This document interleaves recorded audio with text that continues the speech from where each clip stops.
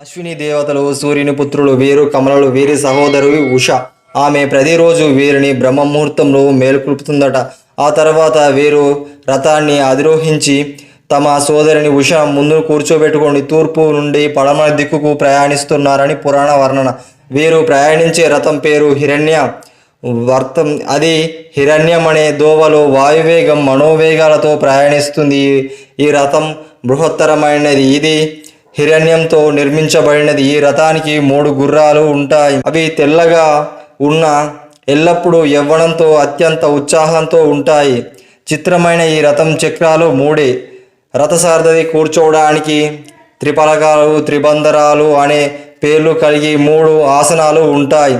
ఆ రథంలో ఒకవైపు ధనం, మరొక వైపు తేనె సోమరసం, మరొక వైపు ఆయుధాలు ఉంటాయి. ఈ రథంపై భాగంలో 1000 పథకాలు సుందరంగా రెపరెపలాడుతూ ఉంటాయి. అశ్విని దేవతలు కంఠధ్వని శంఖం నాదంలా మధురంగా ఉంటుంది. ఈ దేవతలు అంతా వేద మంత్రాలతో ఆహ్వానిస్తారు. ఉపాసకులకు మంత్రాలతో సత్యాన్ని మాత్రమే గ్రహించి వారిని అనుగ్రహిస్తారు. వీరు చేతిలో తేనె సోమరసం, మంచుతో అద్దిన బెత్తం, యజ్ఞం చేసే ప్రదేశంకు వచ్చేసి అధిపతులను యజ్ఞ ద్రవ్యాలను బెత్తంతో శుతిమెత్తగా తాకి వారి అనుగ్రహిస్తారట.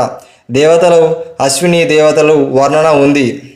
వేదాల్లో వీరి గురించి 100 దాదాపు సూక్తాల వరకు ఉంటుంది. వీరి ఆదివైద్యులుగా పురాణాలు వర్ణిస్తాయి. ఈ దేవతలు దయా హృదయులు, ధర్మపరులు, సత్యవాదులు. వీరు ఆయుధాల్లో అత్యంత ప్రభావితమైన మహా ఔషధాలు ఉంటాయి. వీరు ఆరోగ్య సమస్యలు ఉన్నవాళ్ళు అనేక సమయాల్లో ఆహ్వానంపై వచ్చి శస్త్రచికిత్సలు సైతం చేసినట్లుగా పురాణాలు వివరిస్తున్నాయి. వైద్యశాస్త్రానికి అధిపతులైన ఈ దేవతలు కుడి చేతిలో అభయముద్ర, ఎడమ చేతిలో ఆయుర్వేద గ్రంథాలు, కుడి పక్కన మృత సంజీవని, విశల్యకరణి లాంటి ఔషధాలు, ఎడమవైపు అమృత కలశాన్ని పట్టుకొని ధన్వంతరి కలిగి ఉంటారని పురాణాలు వర్ణిస్తున్నాయి.